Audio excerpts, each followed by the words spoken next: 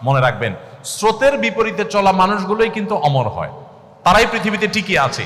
পৃথিবীতে যত নবী এসেছেন, যত রাসূল এসেছেন, তারা সবাই স্রোতের বিপরীতে ছিলেন। তাদের কথা সমাজের অনেক নবী আছে, তাদের কথা সমাজের 1% মানুষও শুনে নাই, অনেকের কথা সমাজের 5% মানুষও শুনে নাই। যারা শুনে নাই, যারা মূলধারা ছিল, যারা স্রোতে ছিল, তারা হারিয়ে গেছে খড়কুটোর মতো। নবী রাসূলরা এখনো টিকে আছে। ফেরাউনের নামে কেউ নাম রাখে না, কিন্তু মুসার নামে মুসলমানরাও নাম রাখে, খ্রিস্টানরাও নাম রাখে, ইহুদিরাও নাম রাখে। আপনি যদি দেখেন হামান, কারুন, নমরুদ, তাদের কারোর নামে কেউ নাম রাখে না, কিন্তু ইব্রাহিমের নামে খ্রিস্টানরা, ইহুদিরা আব্রাহাম রাখে, আমরা ইব্রাহিম রাখি।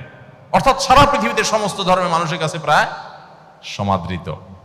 যারা স্রোতের বিপরীতে চলতে শিখে তাদের কষ্ট হয়, এই কষ্ট করে বুক টান টান করে স্রোতের বিপরীতে দাঁড়িয়ে বাধা বহুত আসবে, পেটে লাথি পড়বে, খাবার আসবে না, ক্যাশে টাকা আসবে না, ব্যবসা লাঠে উঠবে, বহুত কিছু হবে, কিন্তু আমি আমার আদর্শে কম্প্রোমাইজ করবো না। আমি মুসলমান, আমাকে আল্লাহর সামনে দাঁড়াতে হবে। ব্যবসা শুধু এখানে যদি থাকতো তাহলে ঠিক আছে, যা ইচ্ছা তা করতাম।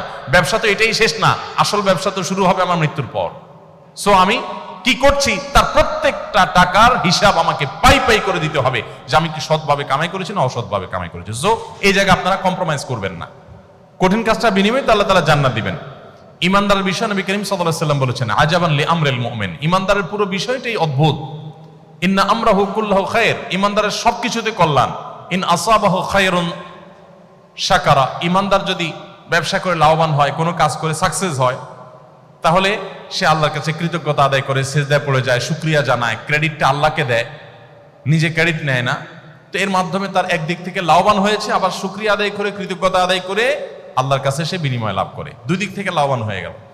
আর যদি ইমানদার লুজার হয়, ক্ষতিগ্রস্ত হয় তার ব্যবসায়, তার কাজে, তখন সে সবর করে, ঠিক আছে আল্লাহর ফয়সালা আমি মেনে নিয়েছি, আল্লাহ যা আমার জন্য কল্যাণে তাই রেখেছেন, এই পরিণতি যেটা আমার বরণ করতে হয়েছে, এর বিনিময়ে যদি আল্লাহ আমাকে কিয়ামত দিন বলে, যাও তোমাকে আমি ব্যবসায় অনেক লস দিয়েছি, তুমি ধৈর্য ধারণ করতে পেরেছো, সো তোমাকে এখন জান্নাত দিয়ে দিলাম, তাহলে আমার বেস্ট ডিলিংস এটা।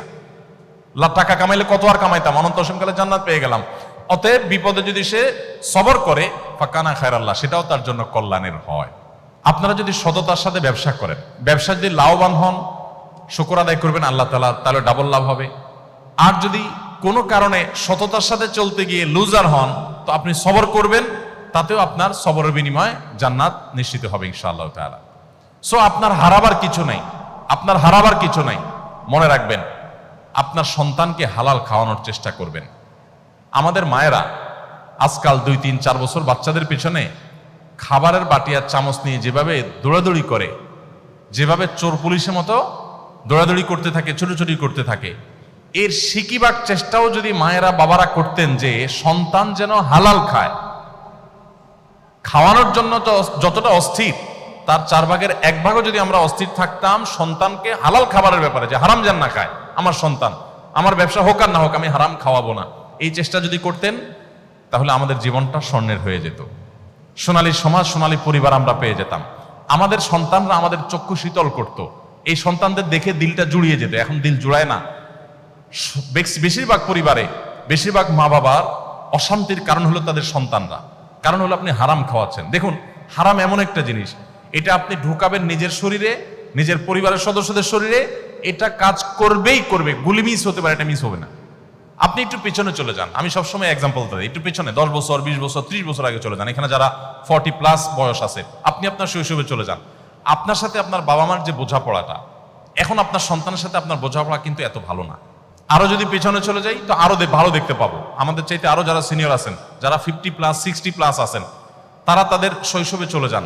আপনি আপনার বাবা মাকে যতটা শ্রদ্ধা করতেন, আপনার সন্তান কি আপনাকে ততটা শ্রদ্ধা করে?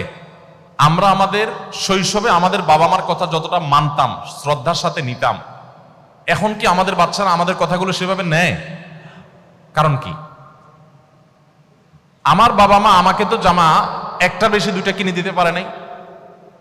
আপনার বাবা মা তো আপনাকে ছোটবেলায় যা চাইছেন তা কিনে দিতে পারে নাই। একটা বেশি 2 তরকারি দিয়ে আপনাকে ভাত দিতে পারে নাই আপনার মা। অথচ আপনি তো আপনার ছেলেকে এখন 2টা কেন জামা, 4টে 5টা একসাথে কিনে দিচ্ছেন। আপনি তো আপনার বাচ্চাকে কোনো দিকে তাকাইলেই সেটা কেনার জন্য পাগল হয়ে যাচ্ছেন। আব্বু কি খাবা, কি তোমার লাগবে, এটা জিজ্ঞেস করতে করতে মুখ দিয়ে ফেনা তুলে ফেলছেন।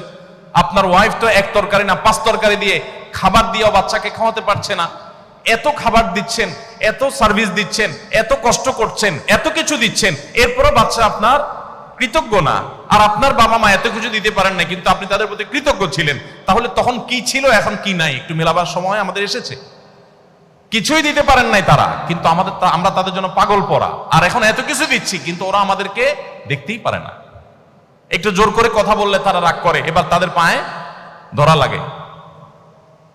3-4 বছরের পোলাপান, 5-6 বছরের পোলাপান, একটা বেশি 2টা ধমক দিলে এরপর মা বাপ তাদের কাছে সরি বলতে বলতে শেষ। ওর তেল মাখতে মাখতে মার দিন যায়, ওর তেল মাখতে মাখতে বাপের দিন যায়, কারণ ওর মুড অফ হয়ে গেছে, ও রাগ করছে, ও রুমের দরজা আটকে ফেলছে, সে রিয়্যাক্ট করতেছে। আমরা কোথায় চলে যাচ্ছি আমরা নিজেরাও ভাবছি না। এই বিষয়ের যদি আপনি 10টি কারণ খুঁজে বের করেন, তার মধ্যে একটি কারণ এটা যে আপনার বাবা মা আপনাকে হালাল খাওয়াইছে, আপনি আপনার সন্তানকে ওই রকম সন্দেহাতীত হালাল খাওয়াতে পারছেন না। আপনিও হালাল খাওয়াচ্ছেন, বাট আপনার হালালটা আপনার বাবা মা যেরকম খাওয়াইছেন ওইরকম পিওর হালাল আপনি দিতে পারছেন না। এটার এফেক্ট আপনার সন্তানের মধ্যে পড়ছে, এবং জেনারেশন যত সামনে অগ্রসর হবে যত বেশি আপনি হালাল উপার্জনের ক্ষেত্রে ছাড় দিবেন। আপনার কাছে টাকাটাই মুখ্য, আপনি লাখপতি হতে চান, কোটিপতি হতে চান, আপনার হালাল হারাম দেখার দরকার নেই। তো আপনার সন্তান শুধু না, আপনার পুরো জীবনটা দুর্বিষহ জীবন হবে। আপনার সন্তানকে হালাল উপার্জন দেন, হালাল খাবার দেন, আপনার ফ্যামিলিকে দেন, আপনি একটা জান্নাতি ফ্যামিলি পাবেন, আপনি এনজয় করবেন লাইফটাকে। আর না হলে বাহিরে অনেক চকচকা দেখবেন, ভেতরে এতটাই সদরঘাট হবে, ভেতরে কুরে কুরে শেষ হবে, কাউকে বলতে পারবেন না। ভাবসাব জাহির করবেন, ছেলে হান করে, মেয়ে তান করে, কিন্তু ভেতরে ভেতরে আপনি শেষ হবেন যে ওরা যে কত বড় অমানুষ, কত বড় অসভ্য, কত বড় কুলাঙ্গার আমার সন্তানরা, এটা আমি ভিতরে ভিতরে টের পাবো, মানুষকে বলতে পারবো না।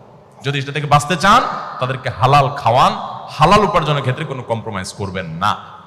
আত-তাজিরুস সাদুকু মা'আন নাবিয়্যিন ওয়াস সিদ্দীকিন, যে সমস্ত ব্যবসায়ীরা ব্যবসার ক্ষেত্রে সততা অবলম্বন করেন, কিয়ামতের দিন তারা নবীদের সাথে, আল্লাহর সিদ্দিক বান্দাদের সাথে, প্রিয় আল্লাহর ওলিদের সাথে তারা কিয়ামতের দিন উঠবে বিশেষ সম্মানিত এবং বিশেষ মর্যাদাবান মানুষ হিসাবে।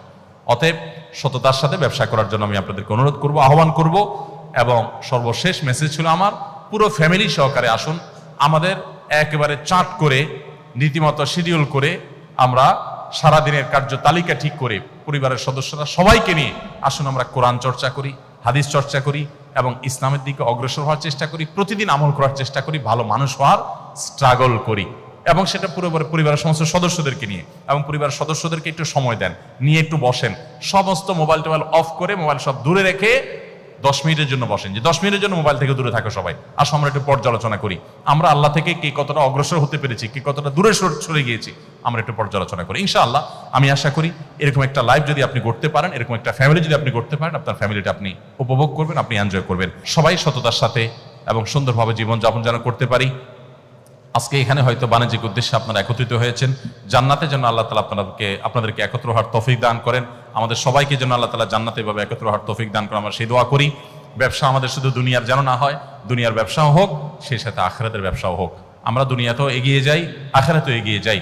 ইমানদারের দৃষ্টিতে শুধু মৃত্যুর আগ পর্যন্ত না, বরং অনন্ত অসীমকালের জীবন পর্যন্ত। সো আমাকে এই জগতে এবং ওই জগতে, উভয় জগতে সফল কাম হওয়ার চেষ্টা করতে হবে।